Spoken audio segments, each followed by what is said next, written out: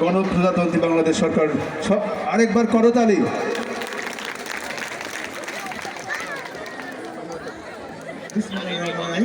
উপস্থিত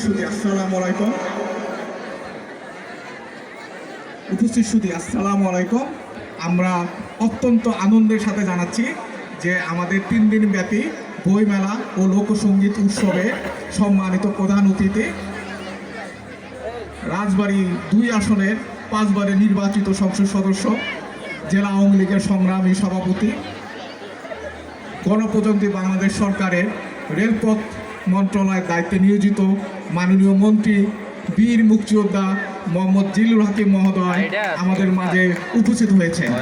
আমরা তার উদ্দেশ্যে একটি করতালি দিয়ে তাকে স্বাগত জানাই। মাননীয় মন্ত্রী মহোদয় শত ব্যস্ততার মধ্যেও আমাদের এই অনুষ্ঠানে এসে আমাদেরকে ধন্য করার জন্য, আরও বেশি আমাদেরকে উৎসাহিত করার জন্য আমরা জেলা প্রশাসন রাজবাড়ী, জেলা শিল্পকলা একাডেমি ও রাজবাড়ির পক্ষ থেকে মাননীয় মন্ত্রী মহোদয়কে অভিনন্দন জানাচ্ছি। উপস্থিত সুধী, মাননীয় মন্ত্রী মহোদয় আপনাদের উদ্দেশ্যে এখন বক্তব্য রাখবেন। আমি এখন মাইক্রোফোনটি হ্যান্ডওভার করছি বীর মুক্তিযোদ্ধা মোহাম্মদ জিল্লুর হাকিম মহোদয়, মাননীয় মন্ত্রী, রেলপথ মন্ত্রণালয়, গণপ্রজাতন্ত্রী বাংলাদেশ সরকার। বিসমিল্লাহির রহমানির রহিম। আজকে রাজবাড়ী জেলা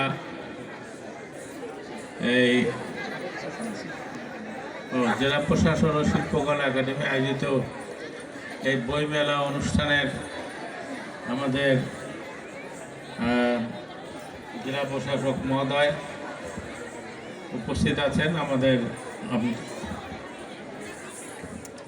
জেলা প্রশাসক মহোদয়ের সভাপতি উপস্থিত আছে, আমাদের রাজবাড়ী জেলা পরিষদের চেয়ারম্যান শফিকুল মোর্শেদ আরুজ এবং আমাদের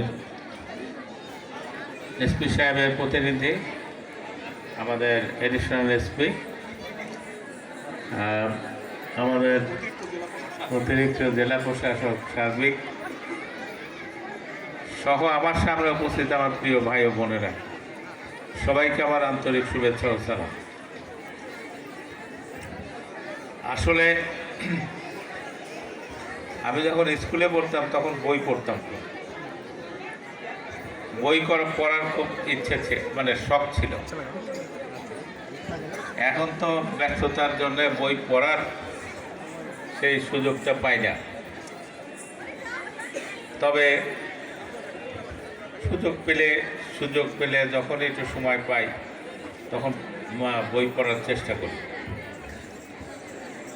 আমাদের বই পড়ার অভ্যাসটা করতে হবে, কারণ বই হলো মনের খোরাক এবং জ্ঞান অর্জনের একমাত্র অবলম্বন। তো আমরা জেলা প্রশাসক এবং শিল্পকলা একাডেমি যে এই বইমেলার আয়োজন করেছেন সেই জন্য আমি ওনাদেরকে ধন্যবাদ জানাই। আর আজকে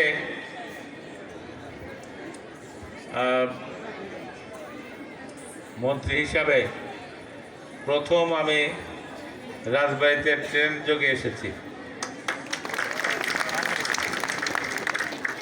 আসলে এই রাজবাড়ীতে ট্রেনে আসা অনেক আরামদায়ক, তো এবং সময় অনেক কম, 2 ঘন্টা 20 মিনিটে আমি ঢাকা থেকে রাজবাড়ীতে আসলাম। তবে আসলে রাজবাড়ীতে পৌঁছানোর পরে অনেক দিন পরে আমি রাজবাড়ী স্টেশনে আজকে আমি নামছি। রাজবাড়ী স্টেশনের যে দুর্দশা, এটা সত্যিই আমার কাছে খুব খারাপ লাগছে এবং খুব তাড়াতাড়ি আমরা রাজবাড়ীর এই ভগ্নদশা কাটিয়ে উঠতে পারবো ইনশাল্লাহ।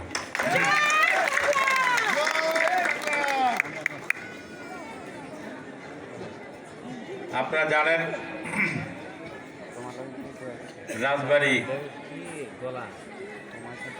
রাজবাড়িতে বাংলাদেশের বৃহত্তম রেল কারখানা হচ্ছে 105 একর জমির উপরে, যেটা সৈয়দপুরের চেয়েও বড়। আমাদের বগি মেরামত, রক্ষণাবেক্ষণ এবং এই বগি নির্মাণের জন্যে একটা বড় কারখানা হচ্ছে। রাজবাড়িতে একসময় রেলের শহর ছিল, তাই না? কিন্তু আজকে রাজবাড়িতে রেলের জায়গা আছে, সব বেদখল হয়ে আছে।